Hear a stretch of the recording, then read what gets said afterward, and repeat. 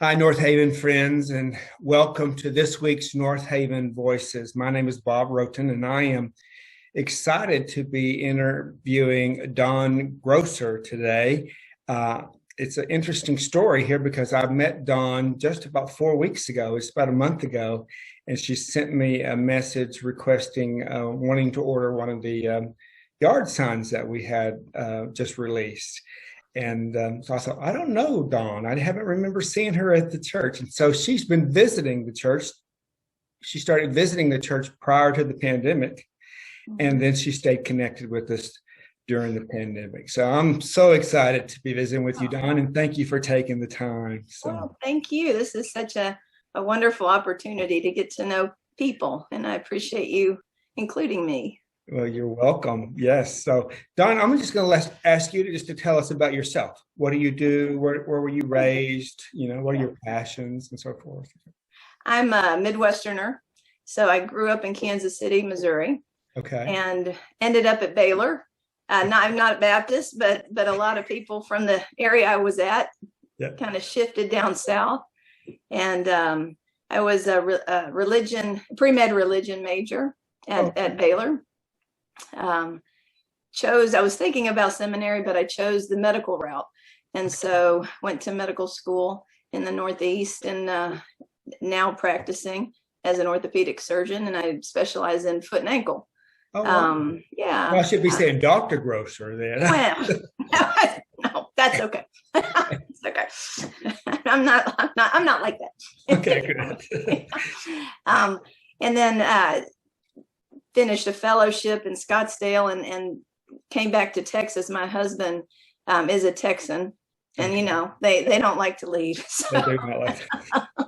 So we first went to Corpus Christi. Okay. And I practiced there in a practice for 13 years, and we moved up here September 2019, and I started looking for a church, around that time, and finally got to you all, but only made it to about 3 services before everything had to shut down.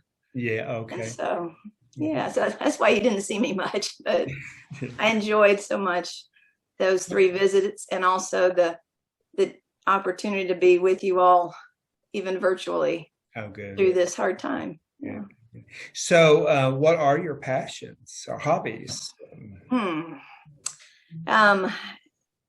I think work is pretty consuming. Yes. And so it is a passion.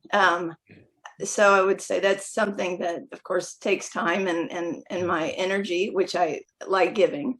And then I have 2 kids, 11-year-old and 8-year-old. Oh, that's the other, not a hobby, but keeps you busy.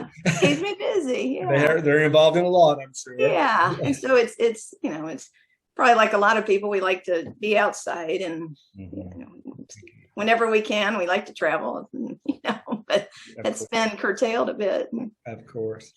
So what about Northaven connects you to Northaven? What do you keep coming back? So what is it that brought you to Northaven? Yeah. I've never found a church like this, and I've been looking for it. I love, my history with what I grew up with. I grew up Presbyterian. My grandparents were Lutheran. I went to a Baptist, school and thought about seminary. But I've always struggled with the way organized religion, how they talk about God and how they often relate to people, and nothing is perfect, and people try to do the best they can, but so much of what I learned was more of a barrier to God than a opening conversation and a welcoming. And so it's nice to find a church where I don't have to sift through the language to try to feel comfortable and understand the service. It's just instantly easy and comfortable. Oh, wow. And it's hard to find that. That is beautiful. Thank you. Like today, well, thank you. I mean, she, came from the feminine voice of God talking, to Moses, and I've never had that experience. I mean, I do it myself. I have to translate things, but it was just so refreshing that, 1, she said that, and 2, you have a church people that allows for that and is interested and isn't uncomfortable, because I think there are groups of people who are willing to understand their faith in maybe more open ways, but most churches, I don't think, would tolerate that well or be really open to it. So. Oh, that's great. Thank you. Yeah. Well, I'm very grateful. I'm glad that we brought that to you. Yeah, you can feel that safety there. Be exactly. That's what it is. Yeah. So that's great. That's yeah. great. So how would you describe your spiritual journey? Kind of, I think what I said in that, just grew up in the tradition of, being baptized as a baby, but then coming to that, at the age of 12, and so in the Baptist church, I actually did a baptism, a submersion, and that was interesting as an adult, but I then kind of almost let it go in Corpus. I just couldn't find that place where I wasn't angry, when I'm in a service feeling like I can't relate, and I'm not comfortable with the way the literal nature of the Bible is understood. And I didn't want my kids to have to go through this time where they were taught religion a certain way or Christianity a certain way, and then maybe had to rethink it like I did in college, and then go through almost a crisis of the soul, so to speak. I want them to learn it in a way that's open and inclusive. And so and that's might be something I look back on and think I shouldn't have done that. I shouldn't have held that for them. But I just wanted to find a place where I thought they'd be most comfortable learning about a spirituality that is very personal and inclusive. Oh, good. Now, are they coming with you? I didn't see them with you. Are they with you yet? Well, I didn't know there was. They would do better face to face, right? And I think she just announced that today, that there is that opportunity for kids to now be in Sunday school. I did bring them in the beginning, and they sat in the pews, which is great. But I think wonderful to have that face to face. I hope I look forward. You will see them. I look forward to meeting your children. Yes. Yeah. Well, so grateful for that. Do you have a favorite story or mantra or Bible verse that just connects you to kind of live by? Or I'm adopting my grandmother's, which is Micah 6:8. What does the Lord require of you but to do justice, love kindness, and walk humbly with thy God?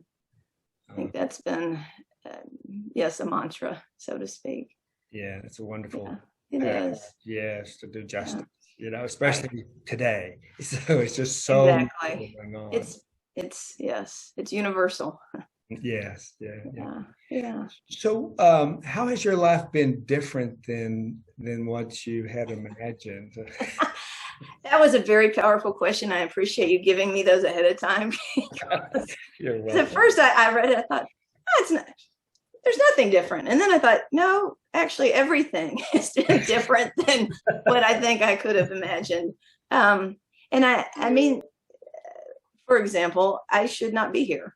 And I don't mean that in a gruesome way. It's just my mother had polio when she was 6 and survived and was in an iron lung and ended up in a wheelchair the rest of her life.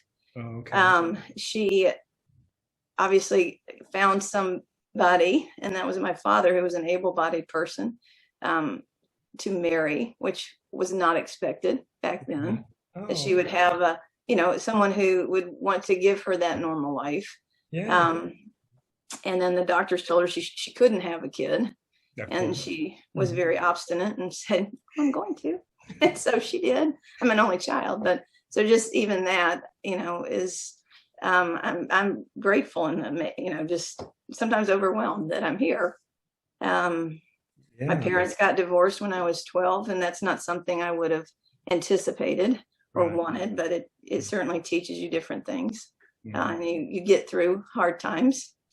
And I was married as well for 8 years and got divorced. That was not something I would have wanted or anticipated, but just different life changes and angles have taken me, to this point. I was planning to be in Corpus Christi and finish out my practice there, but that also shifted. So I think God has been teaching me all along to learn some flexibility, which is very hard. I'm not alone in that. I know many people don't like change. Yeah, but I think that's the one thing that's guaranteed in life is change. We sure I'm learning that. That's right. We sure do want the control, though, don't we? Absolutely, it's hard. Yeah. I see your little friend in the behind you. This is Ruby. Ruby's our boxer. I love her. She's been a wonderful addition to our family, and I think my kids leaving their friends in Corpus a couple years ago, it was nice to have Ruby. Yeah, Ruby has taken on many hats. She's worn many hats. Well, what a beautiful story about your mom. Oh, well, thank you. And about the fact that, and your father, to embrace her. Right. And then she said, no, I'm going to see what I can do to have. That's right. You can't tell me what to do. That's right. I beat polio, so don't That's right. I've gone this far. Surely I can do one more step. What do doctors know anyway, right? That's right. What do they know? How fun. So what brings you joy? Or what I think mostly is learning, always learning something new. And what I have appreciated about Northaven is the focus on the book clubs. And so I've been reading along, not really in the group participating, but reading along when you had different books that you would read. And I certainly appreciate that focus. Learning more about lots of things, different issues, racial issues, your faith, meditation. I just appreciate that focus. You were part of the group that read The White Fragility then? Or? Yeah. I mean, I didn't participate in the group, but I read the book. I'm like, they're reading this. This has got to be a good book. I better get started. That's right. Anything that's on your website like that. Yeah. Better get going. Yeah. Start reading. So there was something else here. I'm sorry. No, it's fine. Do you have a happiest moment that you would like to share with us? I think it's, and again, I don't think I'm unique in this, but it's probably having my children. I was 38 and 40 when I had them. Okay. And so that was also another kind of surprise thing in life that it wasn't necessarily expected, but it's what I'm probably most grateful for. Okay. And just I would say that's mine too. I have two. Now I have my grandchildren. That's yeah. I mean, does it get better than that? No, it gets better with having the grandchildren, right? That's what I mean. That's what I mean. The grandchildren. Right? That's right. That's yeah. Right. Yeah, let me have them, and then you can, I have some fun, and then you can have them back. That's right, and I'll enjoy them and spoil them. Right. That's right. That's right. So you said you like to travel. So before the COVID, so where was? Tell me more about your travels. Well, this was also pre-kids. Of course. There's got to be a name for that one. PC, before children. That's right. Pre-children. Iceland, Japan, Argentina. I mean Europe, different places in Europe, Germany, Prague, and just England, and I wish I could just be that. I think probably most people do. Just live on the road, jet setter. If I could. Exactly. So now that the door is open again, or beginning to open, where would you want to go? I think it's time for Australia or New Zealand for my 50th. That's next year. And there you go. Probably when it's safest to go back anyway, because you want to go when you can go to the restaurants and enjoy yourself and enjoy what the culture has to offer. And I would love to go there. Me too. I have not been to Australia either. I have some friends that have gone, and they just talk about how breathtaking it is. Yeah. I want to go to New Zealand when I still have the energy to hike around and do, I think, some pretty neat outdoor activities there. Yeah. So how about the States? What have y'all traveled in the States then? Yeah, and it's not as exotic, but just that's been open more to us because you can get out with your, kids and be outside. We did a little spring break through the Southwest, kind of drove through Nevada and New Mexico, and stopped at different, like the Grand Canyon, and enjoyed Painted Desert. So just our America has a lot of beautiful things. That's right. That's right. I'm thinking we need to go to all these national parks. I have a list now. This is our focus. That's the same thing that we've been talking about. Appreciate home. Experience some of that. Absolutely. Yeah. So Don, how would you want to be remembered? I'm gonna steal Emerson's quote. Is that okay? Sure, absolutely. Oops. And now I locked myself out. I'm sorry if I'm covering. Am I covering us up? Nope, I can. Okay. Okay, I'm not that good at Zoom yet.